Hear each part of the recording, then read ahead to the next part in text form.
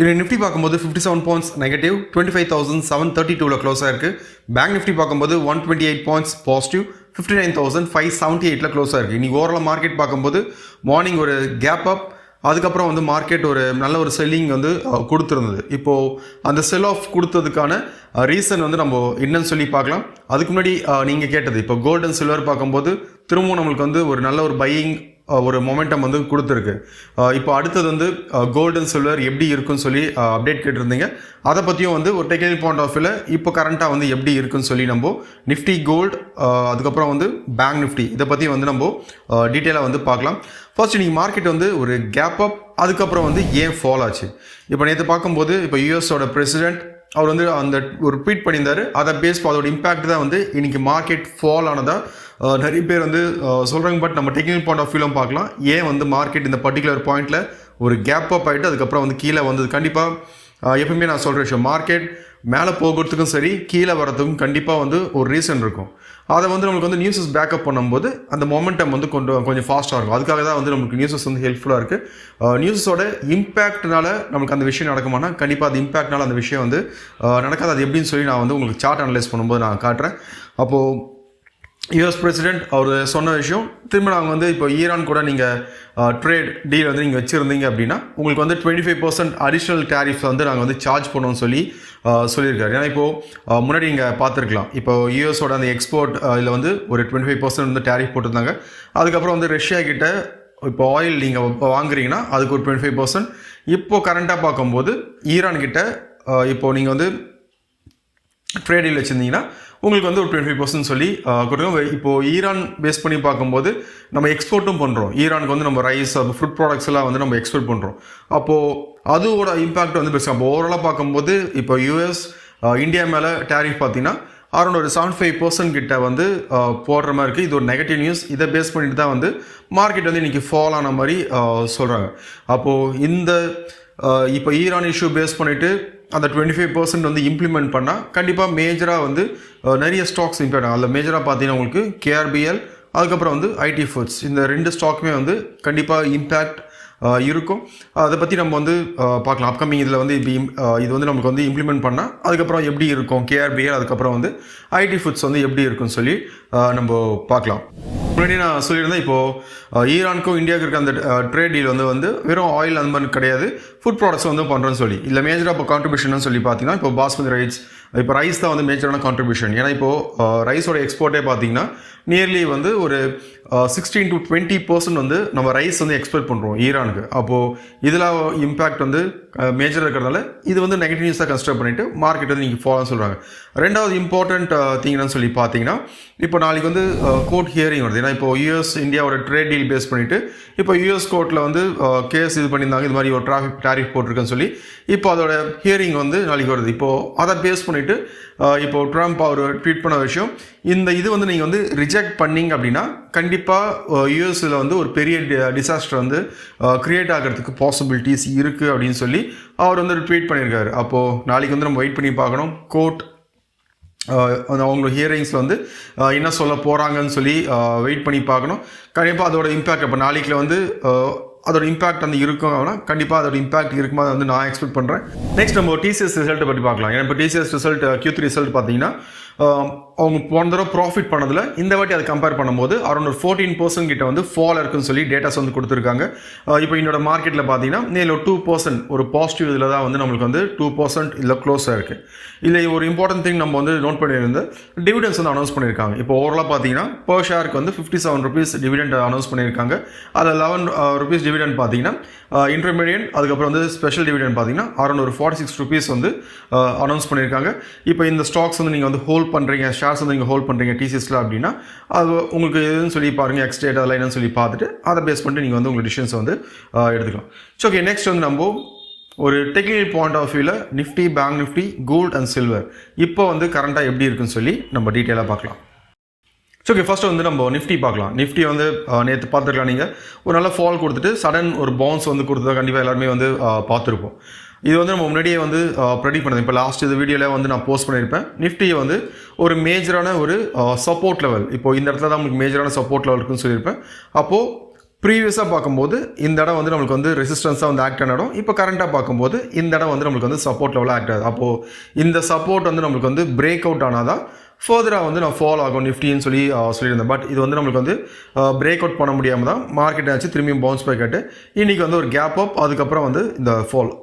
First நம்ம வந்து இந்த இடத்துல எப்படி வந்து ரியாக்ட் ஆச்சுன்னு சொல்லி நம்ம பார்க்கலாம். இப்போ இதுவே வந்து நீங்கள் ஹையர் டைம் ஃப்ரேம் பார்த்தீங்கன்னா எப்போ வந்து நம்ம வந்து நெக்ஸ்ட் செல்லிங் வந்து எப்போ நம்ம எக்ஸ்பெக்ட் பண்ணலாம்னு சொல்லி இன்னும் கொஞ்சம் நம்மளுக்கு கிளியராக வந்து தெரியும். ஏன்னா இப்போ இங்கே பார்த்தீங்கன்னா இது வந்து நம்மளுக்கு வந்து சப்போர்ட் லெவல். இப்போ இந்த இது வந்து நமக்கு வந்து ரெசிஸ்டன்ஸ் லெவல். இப்போ கரண்ட்டாக பார்க்கும்போது இந்த இடம் வந்து நமக்கு வந்து சப்போர்ட் லெவலாக ஆக்ட் ஆகுது. இப்போ கரண்ட்டாக நிஃப்டி பார்த்தீங்கன்னா மேலே டாப் வந்து நமக்கு வந்து ரெசிஸ்டன்ஸ், பாட்டம் வந்து சப்போர்ட். அப்போ எப்போ வந்து நமக்கு வந்து நிஃப்டி பொறுத்தவரையும் ஃபர்தராக வந்து ஃபால் எக்ஸ்பெக்ட் பண்ணலாம் அப்படின்னா அரௌண்ட் ஒரு 25,550 இந்த ரேஞ்ச் கீழே நம்மளுக்கு வந்து இந்த வீக் வந்து நம்மளுக்கு வந்து க்ளோஸ் ஆச்சு அப்படின்னா நிஃப்டியில் வந்து ஃபர்தராக வந்து நம்ம ஃபால் எக்ஸ்பெக்ட் பண்ணலாம். அதனால் இது வந்து நம்மளுக்கு வந்து மேஜரான ஒரு சப்போர்ட் லெவலாக வந்து நம்மளுக்கு வந்து ஆக்ட் ஆகும்.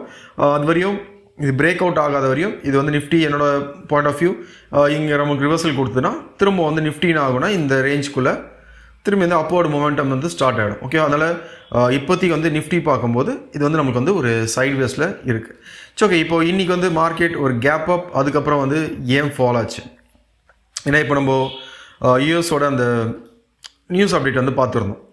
இப்போ ட்ரம்ப் அவர் ட்வீட் பண்ணார், அதை பேஸ் பண்ணி தான் மார்க்கெட் வந்து ரிஜெக்ட் ஆகிடுச்சு. பட் இது எந்த பாயிண்ட்லேருந்து நம்மளுக்கு வந்து அந்த ஃபால் ஆச்சுன்னு சொல்லி பார்த்தீங்கன்னா எக்ஸாக்டாக நம்மளுக்கு வந்து இந்த இடம்லாம் வந்து மேஜராக இப்போ வந்து ட்ரெண்ட் லைன் பார்த்தீங்கன்னா ஒரு டயங்கலாக வந்து நம்ம ட்ராப் பண்ணால் இது வந்து நம்ம ட்ரெண்ட் லைன் சப்போர்ட் ரெசிஸ்டன்ஸாக வந்து நம்மளுக்கு ஆக்ட் ஆகும். அப்போ எங்கேருந்து நமக்கு வந்து அந்த ரிஜெக்ஷன் கொடுத்துருக்குன்னா எக்ஸாக்டாக நம்மளுக்கு வந்து ஒரு ட்ரெண்ட் லைன், அந்த ட்ரெண்ட் லைன்லேருந்து தான் நம்மளுக்கு வந்து அந்த ரிஜெக்ஷன்ஸ் வந்து கொடுத்துருந்தது. அப்போது இந்த ட்ரெண்ட் லைன் முன்னாடியே இருக்குன்னு சொல்லி தெரிஞ்சிருந்தால் இங்கே வந்து நம்ம எப்படி ட்ரேட் பண்ணணும், இது தெரிஞ்சிருந்தால் அதை கம்பைன் பண்ணிவிட்டு அதை பேஸ் பண்ணிட்டு என்ன பண்ணிக்கலாம்னா ட்ரேட்ஸ் வந்து எக்ஸிக்யூட் பண்ணிக்கலாம். அப்போது இது வந்து நியூஸ்னால இங்கே ஃபால் ஆச்சா இல்லைனா வந்து இங்கே ட்ரெண்ட் லைன் இருக்கிறனால ஃபால் ஆச்சான்னு சொல்லி ஜஸ்ட் உங்களோட பாயிண்ட் ஆஃப் வியூ கமெண்ட் செக்ஷனில் வந்து மென்ஷன் பண்ணுங்கள், பார்க்கலாம் உங்களோட பாயிண்ட் ஆஃப் வியூன்னு சொல்லி. இதை பற்றி நம்ம டீட்டெயிலாக ஒரு ட்ரெண்ட் லைன் மார்க்கெட்டில் வந்து எப்படி ஒர்க் ஆகுன்னு சொல்லி அதை பற்றி வேணால் அப்கமிங் வீடியோஸில் வந்து உங்களுக்கு டீட்டெயிலாக நான் எக்ஸ்பிளைன் பண்ணுறேன். ஓகே, அப்போது நிஃப்டி என்னோட பாயிண்ட் ஆஃப் வியூ இந்த சப்போர்ட் பிரேக் அவுட் பண்ணால் தான் வந்து ஃபர்தராக நம்ம நிஃப்டியில் ஃபால் எக்ஸ்பெக்ட் பண்ண முடியும். பார்க்கலாம் இந்த வீக்கெண்ட் வந்து நம்மளுக்கு வந்து எப்படி க்ளோஸ் ஆகுதுன்னு சொல்லி. வீக்லி க்ளோஸ் வைக்கணும், நான் சொல்கிறது வந்து டெய்லி க்ளோஸ் கிடையாது. வீக்லி க்ளோஸில் 25,000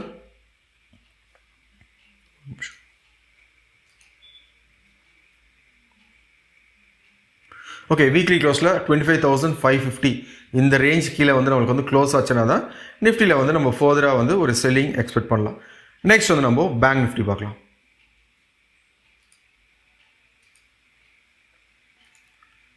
இப்போ பேங்க் நிஃப்டிலையும் வந்து நம்ம முன்னாடியே டிஸ்கஸ் பண்ணியிருந்தோம். பேங்க் நிஃப்டியில் இந்த இடம் வந்து நமக்கு வந்து ஒரு சப்போர்ட் லெவல்னு சொல்லி முன்னாடியே வந்து டிஸ்கஸ் பண்ணியிருந்தோம்.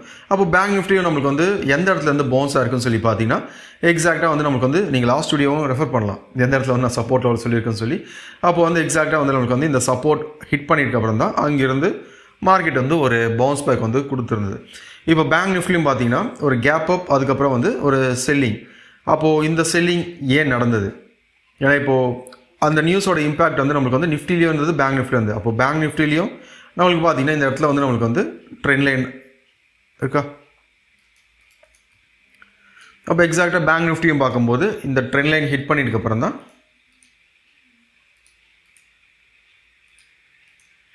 ஒரு ஃபால் வந்து நம்மளுக்கு வந்து கொடுத்துருக்கு.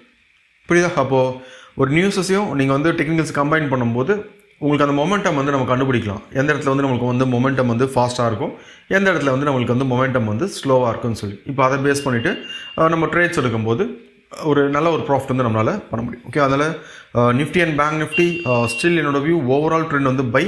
பட் இப்போ கரண்ட்டாக வந்து பார்க்கும்போது ரெண்டுமே வந்து நம்மளுக்கு வந்து ஒரு சைட் வேஸில் தான் வந்து ட்ரேட் ஆகுது. ஓகே, ஒரு பாக்ஸ் ஃபார்மேஷன்.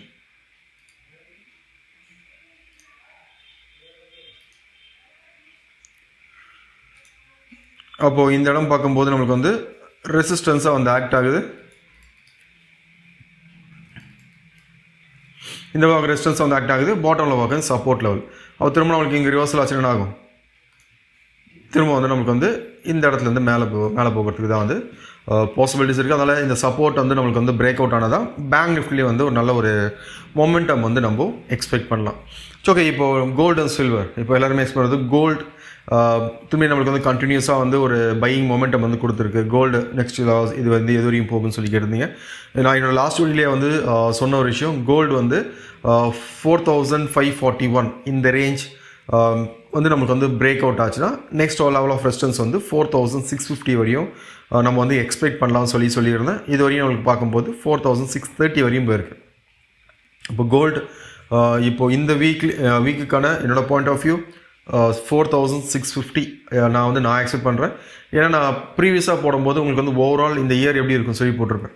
பட் நம்ம லாஸ்ட் வீடியோவில் வந்து இப்போது இந்த வீக் வந்து எப்படி இருக்குன்னு சொல்லி போடுறோம். அப்போது நம்மளால் வந்து அந்த டைமிங் வந்து ப்ரெடிக்ட் பண்ணலாம். அப்போ எந்த டைம் டியூரேஷனுக்குள்ளே அந்த ரெசிஸ்டன்ஸ் வந்து நம்மளுக்கு வந்து ஹிட் ஆகாது, இது எல்லாமே நம்ம முன்னாடியே ப்ரெடிக்ட் பண்ணலாம். அதை பேஸ் பண்ணிட்டு என்னோடய பாயிண்ட் ஆஃப் வியூ 4650 இப்போ ஒரு மேஜர் ரெசிஸ்டன்ஸாக வந்து நம்மளுக்கு வந்து ஆக்ட் ஆகும். அப்போ இங்கேருந்து பார்த்தீங்கன்னா இன்னொரு $15 to $20 வந்து ஒரு மொமெண்டம் வந்து நம்ம கோல்டில் எக்ஸ்பெக்ட் பண்ணலாம்.